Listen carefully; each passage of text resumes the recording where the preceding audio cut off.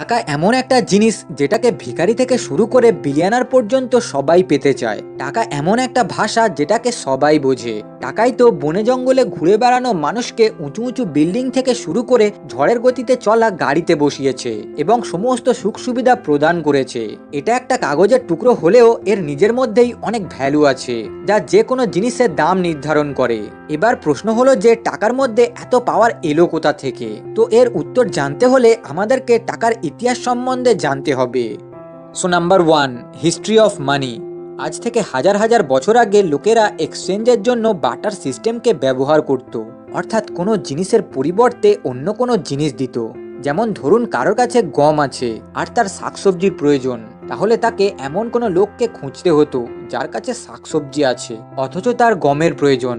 আর খোঁজার পর দুজন রাজি হলে তখন তারা তাদের জিনিসগুলিকে এক্সচেঞ্জ করে নিজেদের প্রয়োজন মেটাতো। বাটা সিস্টেমে জিনিসগুলিকে ডাইরেক্ট এক্সচেঞ্জ করা হতো, অর্থাৎ সরাসরি আদান প্রদান করা হতো। তাই লোকেরা যখন বিভিন্ন ধরনের জিনিস বানাতে শুরু করলো তখন ধীরে ধীরে আদান প্রদানের জন্য লোকেদের খুঁজে পাওয়া খুব কঠিন হয়ে দাঁড়ালো। তাই লোকেরা ডাইরেক্ট এক্সচেঞ্জের জায়গায় ইনডাইরেক্ট এক্সচেঞ্জকে প্রাধান্য দিল, অর্থাৎ লোকেরা দুটি জিনিসকে সরাসরি আদান প্রদান করার পরিবর্তে একটা কমন মিডিয়াম অফ এক্সচেঞ্জে পরিণত করতে শুরু করলো। আর সেই কমন মিডিয়াম অফ এক্সচেঞ্জকে ব্যবহার করে আদান প্রদান করতে শুরু করলো। তো এই কমন মিডিয়াম অফ এক্সচেঞ্জের জন্য লোকেরা বিভিন্ন জিনিসকে ব্যবহার করতে শুরু করলো, যেমন সিসেল, ক্রাফটেড স্টোন, হাতির দাঁত ইত্যাদি। এক্সাম্পল, লোকেরা যখন সিসেলকে কমন মিডিয়াম অফ এক্সচেঞ্জ হিসাবে ব্যবহার করত, তখন যদি কারোর কাছে গম থাকতো আর তার যদি শাকসবজির প্রয়োজন হতো, তাহলে সে এমন কোনো লোকের কাছে গম বিক্রি করত যার গমের প্রয়োজন। তার কাছে সিসেলের পরিবর্তে গম বিক্রি করে সেই সিসেল দিয়ে সে এমন কোনো লোকের কাছ থেকে শাকসবজি কিনে আনতো যার কাছে শাকসবজি আছে। তো এইভাবে আদান প্রদান করা সরাসরি আদান প্রদান করার থেকে অনেক সহজ। তো এখানে ভালোভাবে লক্ষ্য করলে দেখা যাবে যে এখানে সিসেলের ব্যবহার ঠিক টাকার মতো, তাই সিসেলকে টাকার ফার্স্ট ফর্মও বলা যেতে পারে। সিসেলের পরে মানুষ ধীরে ধীরে আদান প্রদান করার জন্য বিভিন্ন ধাতুর কয়েনকে ব্যবহার করতে শুরু করলো, যেমন copper coin, silver coin, gold coin ইত্যাদি। এইসব কয়েনগুলির ব্যবহারেও কিছু সমস্যা ছিল, যেমন কয়েনগুলি ওজনে খুব ভারী ছিল, তাই বয়ে নিয়ে যেতে অসুবিধা হতো। তাছাড়াও চুরি ডাকাতির ভয় ছিল।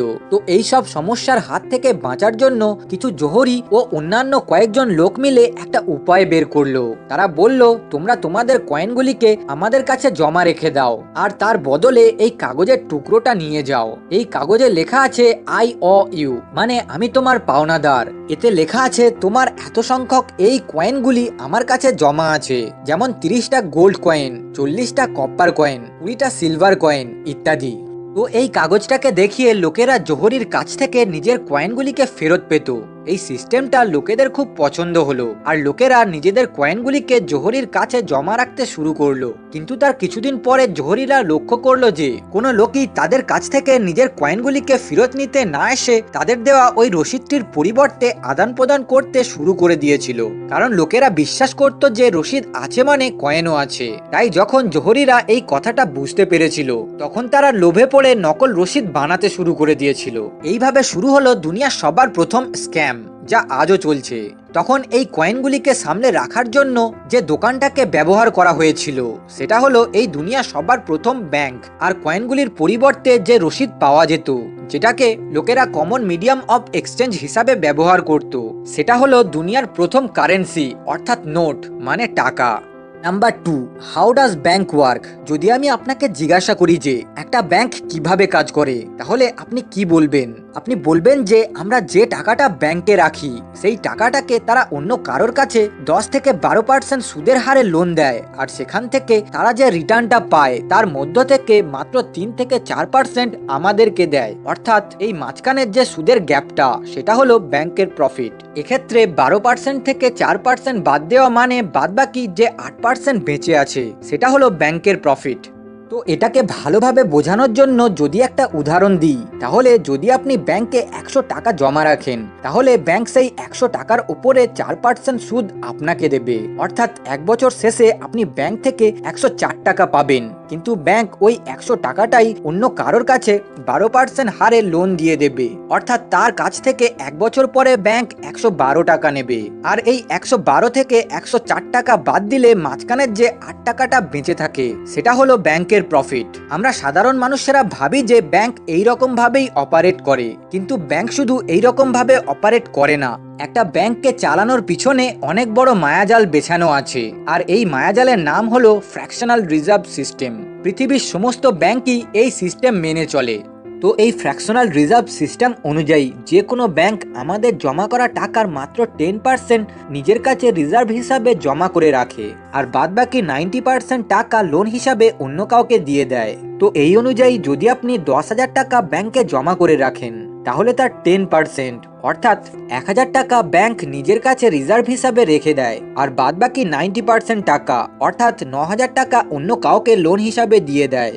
এখানে ভালোভাবে লক্ষ্য করলে আপনি বুঝতে পারবেন যে 10,000 টাকা জমা করার পর যদি আপনি নিজের ব্যালেন্স চেক করেন, তাহলে আপনার ব্যালেন্স সেই 10,000 টাকাই দেখাবে। কিন্তু অন্যদিকে ব্যাংক যাকে 9,000 টাকা লোন দিয়েছিল, সে নিজের ব্যালেন্স চেক করলে দেখতে পাবে যে তার ব্যাংকেও 9,000 টাকা আছে। অর্থাৎ আপনাদের দুজনেরই হাতে 10,000 আর 9,000 টাকার পারচেসিং পাওয়ার আছে, যেটা দিয়ে আপনারা যা ইচ্ছা তাই কিনতে পারেন। কিন্তু অ্যাকচুয়ালি ব্যাংকের কাছে মাত্র 10,000 টাকাই ক্যাশ আছে।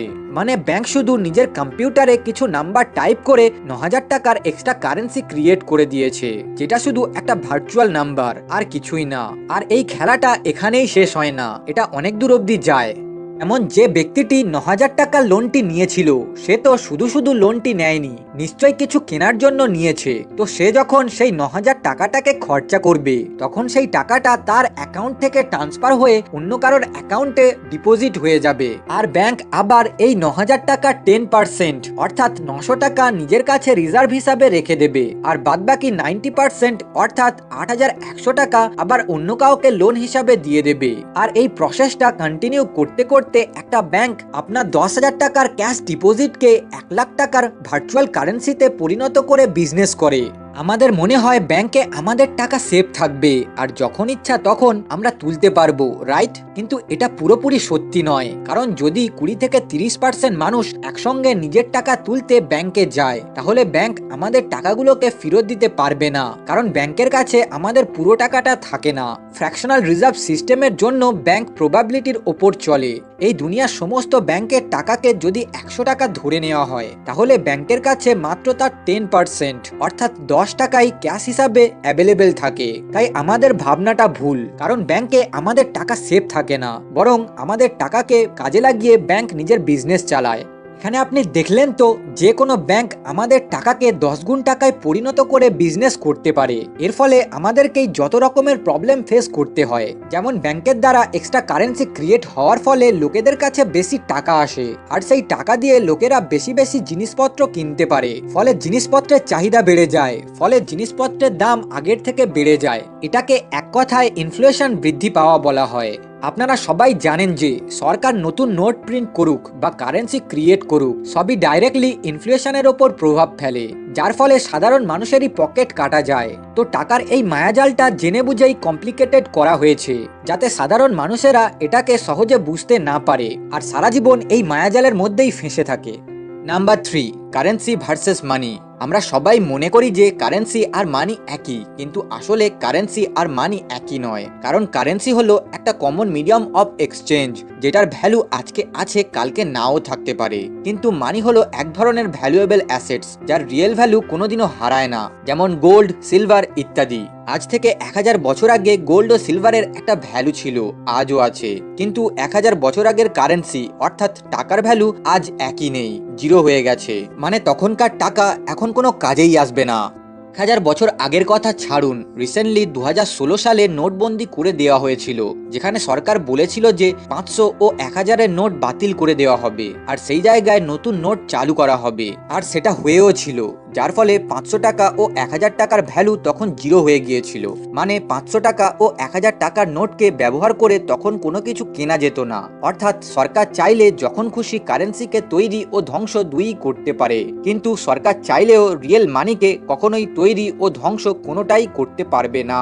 আর এটাই মানি ও কারেন্সির মধ্যে মেন ডিফারেন্স। তাই ঘরে নোটের বান্ডিল রাখার পরিবর্তে সেই টাকা দিয়ে গোল্ড বা সিলভার কিনে ফেলে রাখুন, যাতে আপনার টাকার ভ্যালু না হারায় আর বিপদের দিনে আপনার কাজে আসে।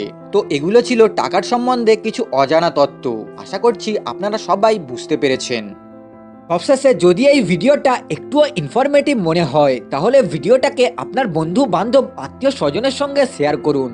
আর যদি আপনি এই ভিডিওটাকে ফেসবুকে দেখে থাকেন তাহলে ফলো করুন, আর ইউটিউবে দেখে থাকলে চ্যানেলটাকে সাবস্ক্রাইব করুন।